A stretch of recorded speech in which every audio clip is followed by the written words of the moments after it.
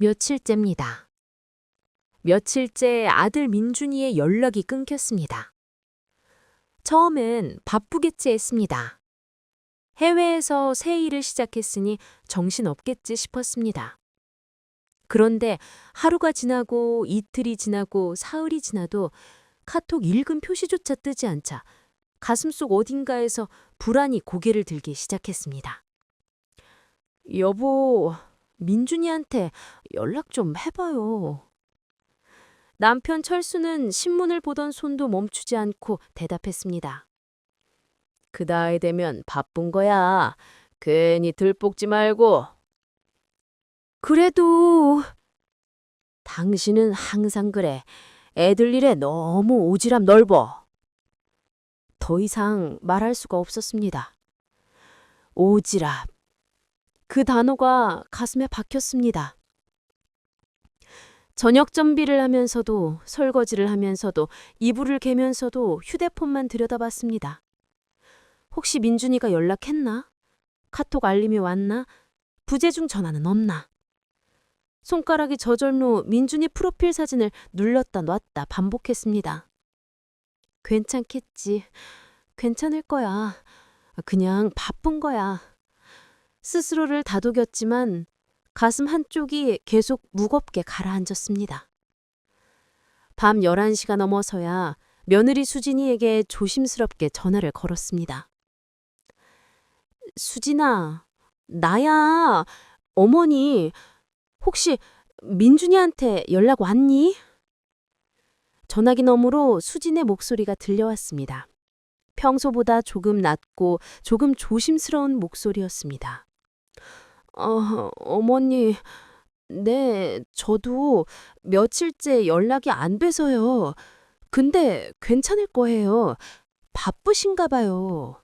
그렇겠지? 네, 걱정 마세요, 어머니. 전화를 끊었지만 수진의 목소리에서 뭔가 이상한 느낌을 받았습니다. 그 아이도 불안해하고 있는 것 같았습니다. 아니, 뭔가를 숨기고 있는 것 같았습니다. 내가 너무 예민한 건가? 그날 밤 잠이 오지 않았습니다.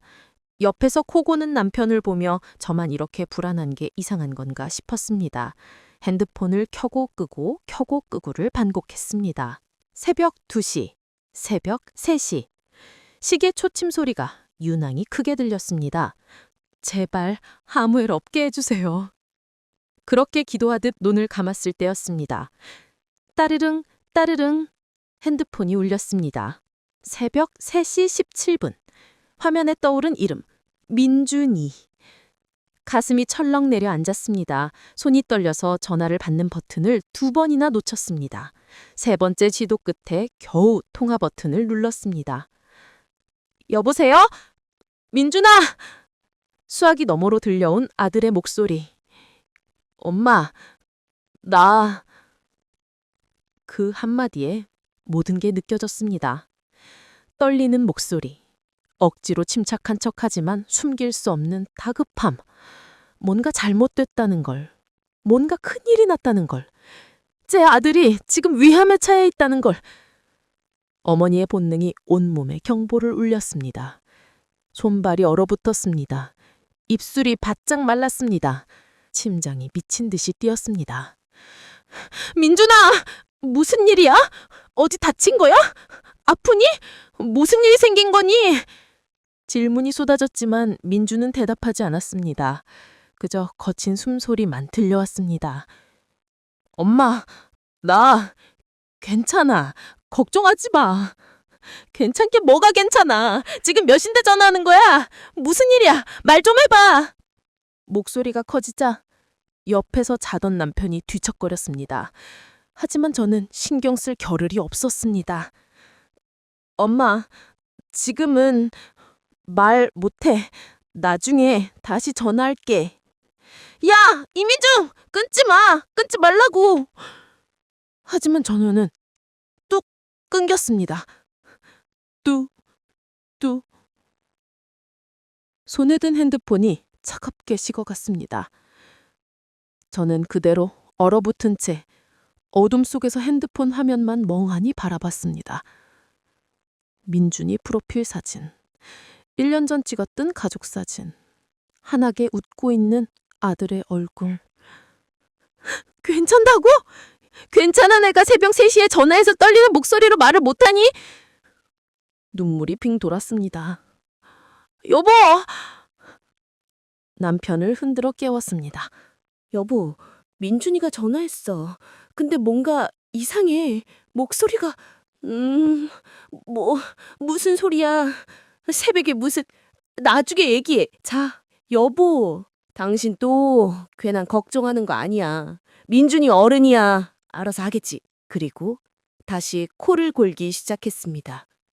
저는 홀로 어둠 속에 남겨졌습니다. 온 집안이 고요했습니다. 시계 소리만 똑딱 똑딱 울렸습니다. 손은 여전히 떨렸고 가슴은 쿵쾅거렸고 머릿속은 온통 최악의 상상으로 가득 찼습니다. 사고 난 건 아닐까? 병에 걸린 건 아닐까? 누가 해친 건 아닐까? 침대에서 일어나 거실로 나갔습니다. 불을 켜지 않은 채 소파에 앉아 핸드폰을 움켜쥐었습니다. 다시 전화를 걸었습니다. 1번, 2번, 3번. 고객님이 전화를 받지 않아. 고객님이 전화를 받지 않아. 고객님이 전화를 받지 않아. 카톡을 보냈습니다. 민준아, 엄마야. 무슨 일인지 말해줘. 걱정돼서 미치겠어. 읽은 표시는 뜨지 않았습니다. 또 보냈습니다. 아프니? 다친 거니? 제발 답장 좀 해줘. 여전히 1. 또 보냈습니다. 엄마한테는 말해도 돼. 엄마잖아. 1. 핸드폰을 꽉 쥔 손에 힘이 들어갔습니다. 왜 말을 안 하는 거야? 왜 엄마한테도 말을 못 하는 거야? 서러움이 북받쳐 올랐습니다. 문득 서랍이 떠올랐습니다. 저는 안방으로 들어가 옷장 아래 서랍을 조용히 열었습니다. 그 안에 고이 보관해둔 물건. 민준이가 출국 첫날 두고 간 낡은 지갑. 민준은 새 지갑을 사면서 이걸 버리려 했지만 제가 몰래 챙겨뒀습니다. 지갑을 펼쳤습니다. 안에는 10년도 더 된 가족 사진이 들어 있었습니다. 민준이가 대학생이던 시절 제주도 여행 갔을 때 찍은 사진. 그리고 그 옆에 제가 써준 용돈 메모. 우리 아들 힘내. 엄마가 항상 응원해. 엄마가 그때는 민준이가 이 메모를 보고 웃으며 엄마 오글거려 했는데 이제 그 아이는 엄마에게 아무 말도 하지 않습니다. 눈물이 툭 떨어져 지갑 위에 얼룩을 만들었습니다. 내가 뭘 잘못한 걸까? 왜 우리 아들은 엄마한테 속마음을 말하지 않는 걸까?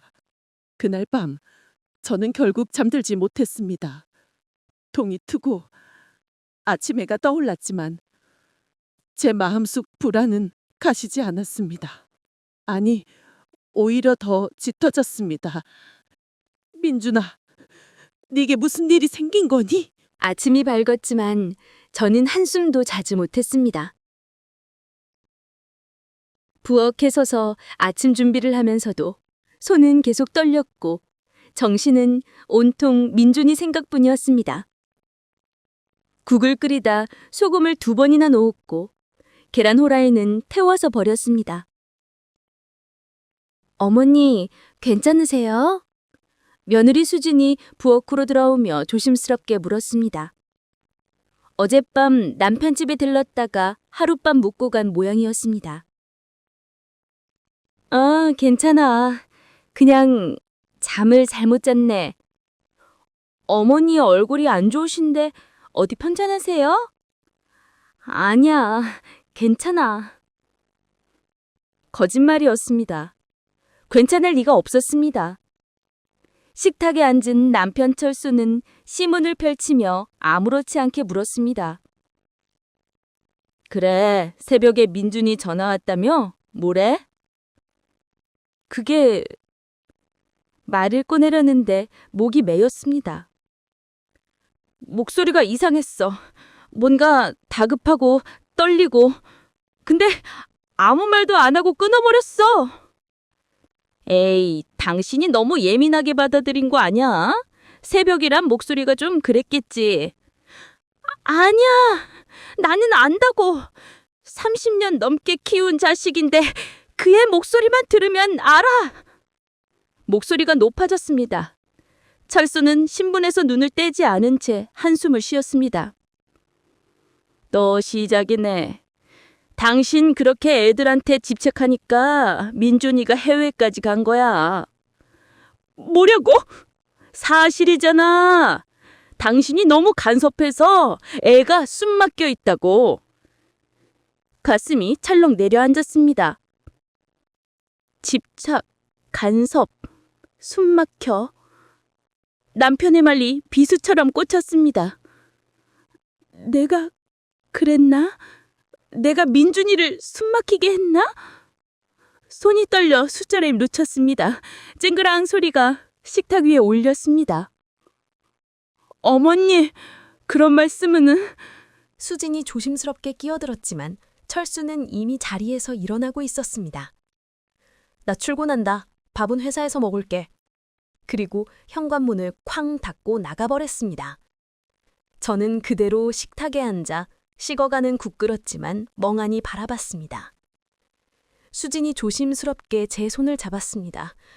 어머니, 아버지는 그냥 그러신 거예요. 어머니 잘못 없으세요. 수진아, 네 어머니. 너 민준이한테 정말 아무 연락도 못 받았니? 수진의 손이 미세하게 떨렸습니다. 그 떨림을 놓치지 않았습니다. 수진아, 엄마한테 솔직하게 말해줘.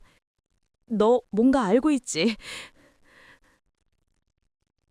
수진은 고개를 돌렸습니다. 제 눈을 마주치지 못했습니다. 저도 잘 모르겠어요. 잘 모르겠다는 게 무슨 소리야. 아니면 아는 거고 맞으면 아는 거지. 어머니한테 거짓말하는 거니? 어머니, 저는 정말 제발 소리를 질렀습니다. 제 목소리에 놀란 수진이 움찔했습니다.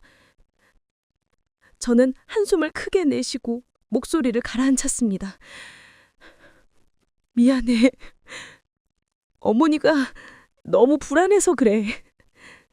수진아, 제발 네가 아는 거 있으면 말해줘. 우리 민준이 무슨 일 생긴 거 맞네. 맞지? 수진은 고개를 끄덕였습니다. 두 여자는 그렇게 같은 불안을 나눴습니다.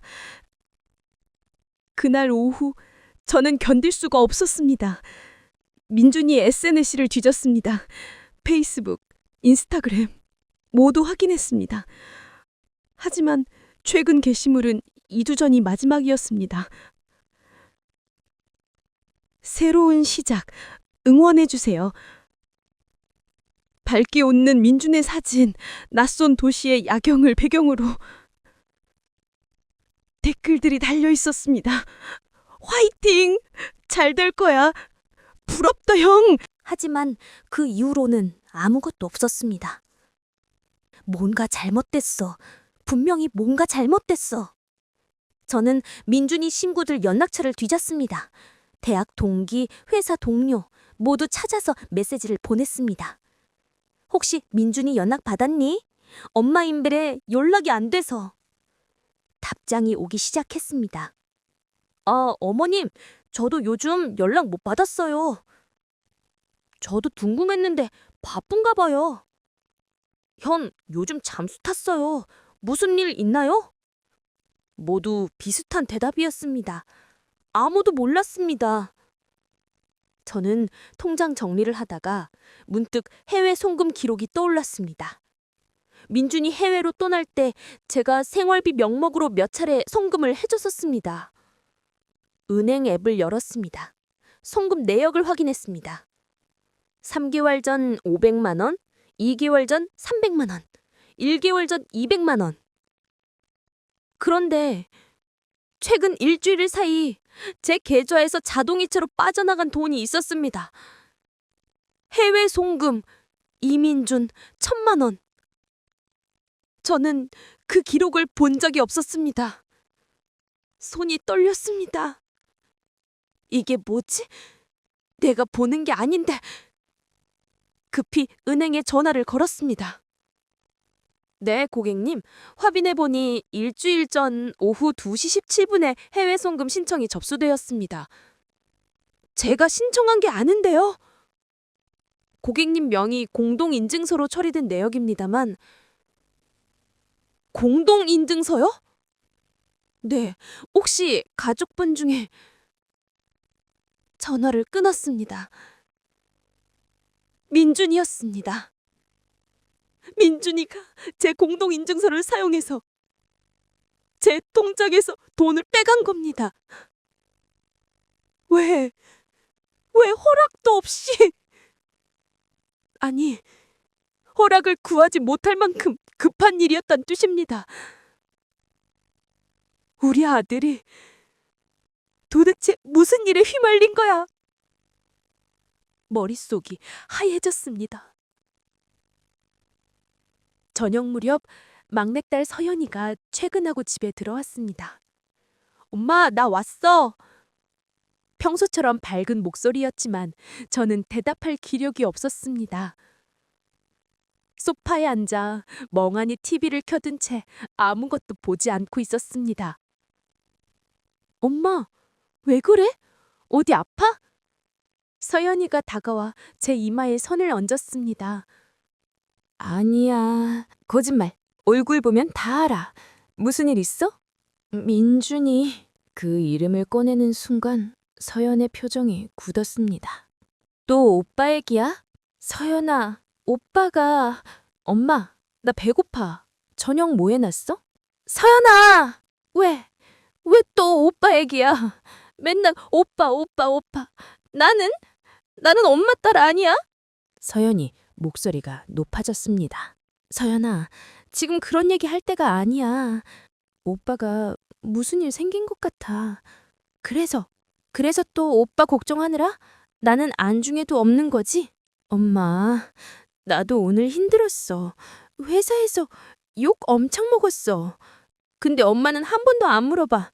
서연아, 회사 어때? 힘든 거 없어? 이런 거. 가슴이 덜컥 내려앉았습니다. 서연아, 됐어. 나 방 들어갈게. 밥은 알아서 먹을게. 서연은 그대로 방으로 들어가 문을 닫아버렸습니다. 저는 홀로 거실에 남았습니다. 나는 뭘 하고 있는 걸까? 민준이 걱정에 정신이 없어서 서연이를 제대로 보지 못했습니다. 하지만 지금은 정말로 민준이가 위험한 것 같은데? 어떻게 해야 하지? 나 혼자서는 어떻게 할 수가 없어. 그때 핸드폰이 울렸습니다. 민준이었습니다. 다시. 손이 떨렸지만 이번에는 바로 받았습니다. 민준아. 엄마. 또 그 떨리는 목소리. 민준아, 엄마한테 말해봐. 무슨 일이야? 왜 엄마 통장에서 돈을 빼간 거야? 침묵. 긴 침묵. 엄마, 미안해. 미안하긴. 무슨 일인지 말해봐. 나 사기당했어. 뭐라고? 현지에서 투자 사기를 당했어. 엄마가 보내준 돈, 그리고 내 전 재산 다 날아갔어. 그리고 지금 빚이 5천만 원이야. 핸드폰을 떨어뜨릴 뻔했습니다. 5천만 원? 엄마, 미안해. 정말 미안해. 나도 어떻게 된 건지. 믿었던 사람한테 당한 거야. 그 사람이 보증을 서주면 사업이 잘 될 거라고 했는데 다 거짓말이었어. 민준의 목소리가 점점 떨렸습니다. 지금 현지 채권자들이 법적 조치를 시작했대. 일주일 안에 돈을 못 갚으면 구속될 수도 있대. 온몸이 얼어붙었습니다. 구속? 우리 아들이 감옥에? 민준아, 지금 어디 있니? 안전한 거니? 응, 일단은 괜찮아. 근데 엄마, 나 어떻게 해야 할지 모르겠어. 정말 모르겠어. 평생 처음 듣는 아들의 울음 섞인 목소리였습니다. 35년을 살면서 엄마 앞에서 한 번도 약한 모습을 보이지 않던 아들. 지금 전화기 너머에서 무너지고 있었습니다. 민준아, 울지 마. 엄마가 있잖아. 엄마가 뭐든 할게. 엄마, 미안해. 정말 미안해. 나 때문에 괜찮아. 괜찮다고. 일단 안전하게 있어. 알았지? 엄마가 방법을 찾을게. 응. 그리고 민준아, 응? 다시는 엄마한테 숨기지 마. 알았지? 힘들면 힘들다고 말해. 네가 엄마 아들이잖아. 응. 엄마 사랑해. 엄마도 사랑해. 전화가 끊겼습니다. 저는 그대로 주저앉았습니다. 소파에 앉아 핸드폰을 두 손으로 꽉 쥐고 눈물이 주르르 흘러내렸습니다. 5천만 원, 일주일, 감옷. 그 단어들이 머릿속을 맴돌았습니다. 어떻게 해야 하지? 어떻게? 문득 서랍이 떠올랐습니다. 안방으로 들어가 조용히 옷장을 열었습니다. 제일 아래 서랍. 그곳에 보관해둔 통장. 노후 자금 통장. 20년간 조금씩 모은 돈. 남편 몰래, 자식들 몰래 제 노후를 위해 모아둔 돈. 통장을 펼쳤습니다. 잔액 3,200만 원. 이걸 써야 하나? 손이 떨렸습니다. 20년을 모은 돈. 새벽 일찍 일어나 시장 알바를 하고 남편 몰래 용돈을 아껴서 명절에 받은 세뱃돈을 고스란히 넣어두고 언젠가 늙어서 자식들한테 손 벌리지 않으려고 모은 돈. 하지만 우리 아들이 지금 위험한데. 통장을 꽉 쥐었습니다. 그때 방문이 열렸습니다. 남편 철수가 퇴근해서 들어왔습니다. 뭐해? 아무것도. 통장 왜 꺼냈어? 그냥. 철수가 다가와 통장을 보더니 얼굴이 굳었습니다. 설마 민준이 때문에 이거 쓰려고? 여보, 안 돼. 여보, 우리 아들이 지금 위험한데. 안 된다고. 그건 당신 노후 자금이야. 우리 늙어서 쓸 돈이라고. 근데 아들이 감옥에 갈 수도 있다는데? 그래도 안 돼. 20년 전에도 당신이 혼자 다 해결한다고 친정 재산 다 털어서 내 빚 갚아줬잖아. 그때 내가 뭐라고 했어? 다신 그러지 말라고 했어 나? 철수의 목소리가 높아졌습니다. 당신이 그렇게 나서니까 민준이가 맨날 엄마한테 의지하는 거야. 남자는 스스로 해결해야 해. 스스로 해결하라고? 지금 일주일 안에 5천만 원을 어떻게 스스로 해결해? 그건 민준이가 알아서 할 일이야. 당신은 아들이 감옥 가도 상관없다는 거야? 그게 아니라 그럼 뭐야? 대체 뭐란 말이야? 두 사람의 목소리가 집안을 울렸습니다. 서연의 방문이 열렸습니다. 또 싸워? 맨날 오빠 때문에 싸우네. 서연아, 지금 그럴 때가. 알았어, 알았다고. 나 나갈게. 친구 집에서 잘게. 서연은 가방을 들고 현관으로 향했습니다. 서연아! 하지만 문은 꽝 닫혔습니다. 집안이 조용해졌습니다. 남편은 거실로 나가버렸고 저는 혼자 안방에 남았습니다. 통장을 손에 든 채 그대로 침대에 주저앉았습니다. 나는 어떻게 해야 하는 걸까? 가족 모두가 뿔뿔이 흩어졌습니다. 민주는 해외에서 혼자 무너지고 있고 서연은 상처받아 집을 나갔고 남편은 제 마음을 이해하지 못합니다. 나 혼자서는 안 되는데? 눈물이 또 흘렀습니다. 창밖을 바라봤습니다. 밤이 깊어가고 있었습니다. 민준이가 있는 그곳도 지금쯤 밤일까? 우리 아들은 지금 어떤 마음으로 있을까? 민준아, 엄마가 꼭 구해줄게. 꼭. 통장을 가슴에 꽉 안았습니다. 그리고 조용히 눈을 감았습니다. 내일은 뭔가 방법을 찾아야 합니다. 혼자서라도. 집안은 무거운 공기로 가득했습니다. 남편 철수는 아침마다 묵묵히 신문을 넘기면 눈길을 피했고 딸 서연은 곧장 방에 들어가 문을 꼭 닫았습니다. 며느리 수지는 그런 분위기 속에서도 말없이 부엌에서 조용히 일했습니다. 가족은 서로를 바라보지 않았고 각자 고립된 채 절벽 앞에 선 듯했습니다.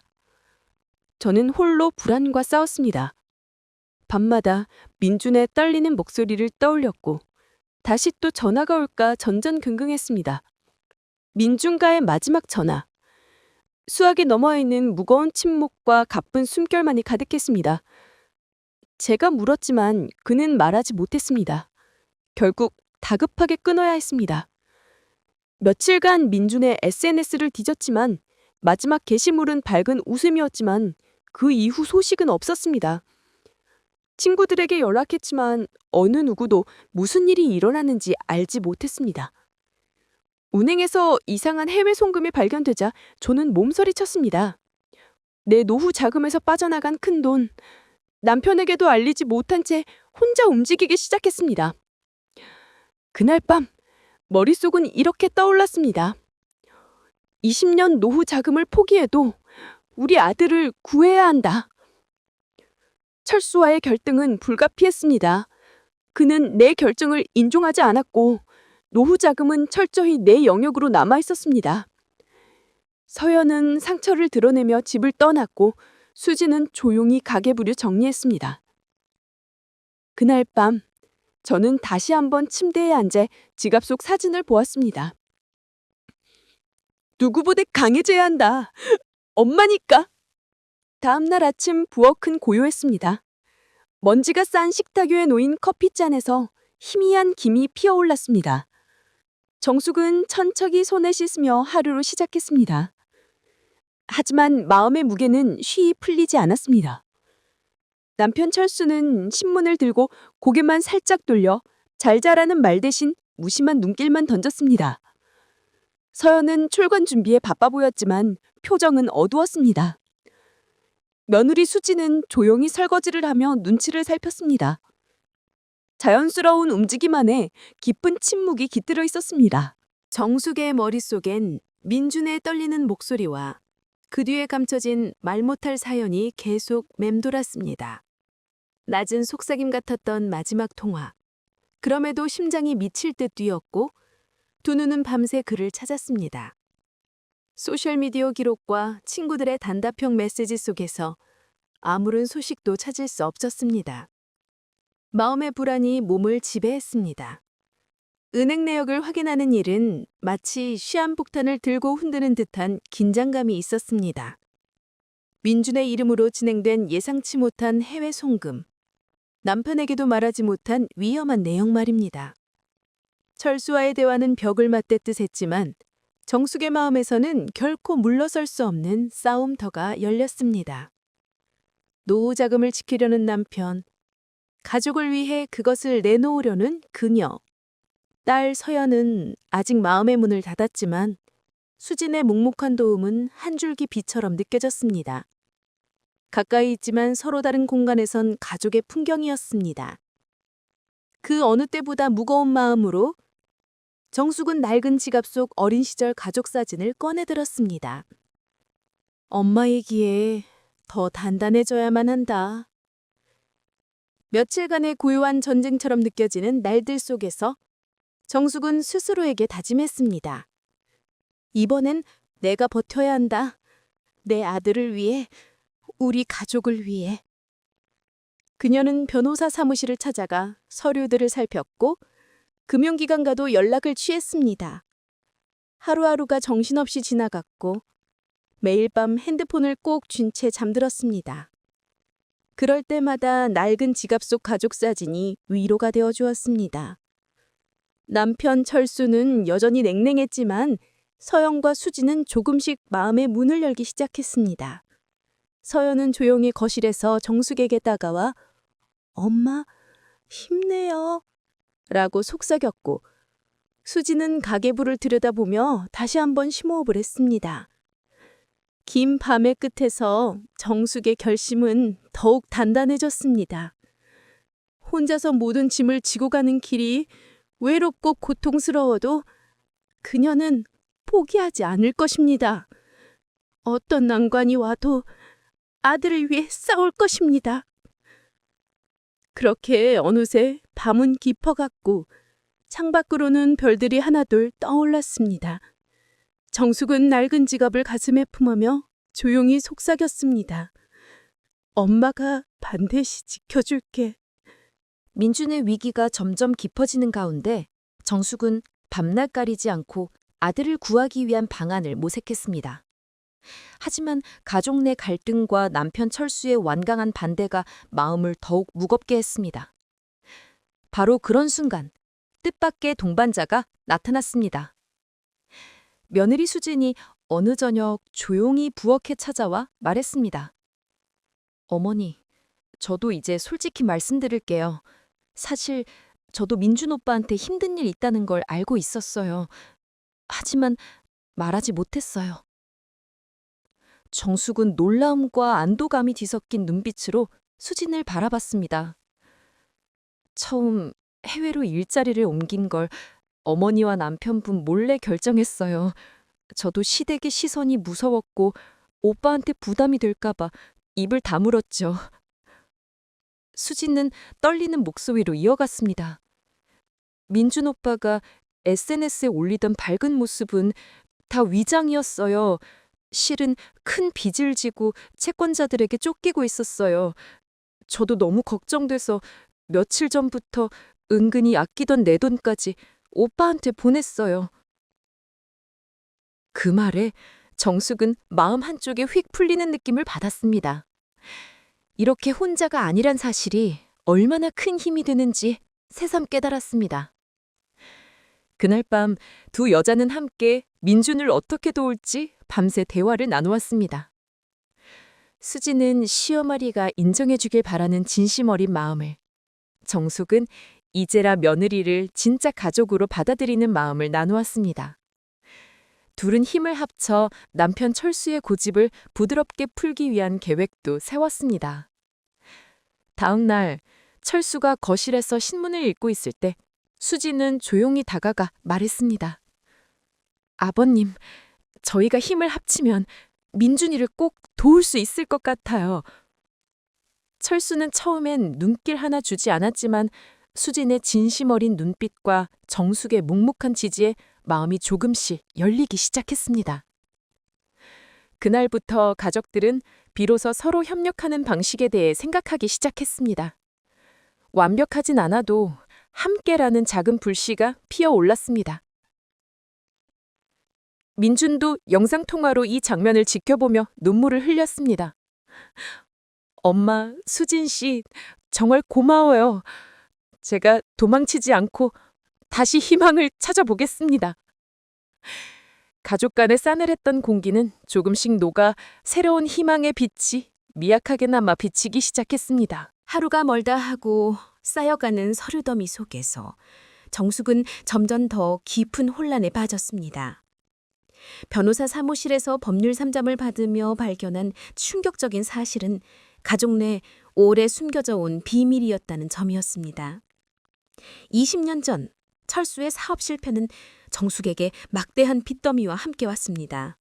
그 위기 속에서 정숙은 친정의 소중한 재산을 몰래 털어 가족을 구했습니다.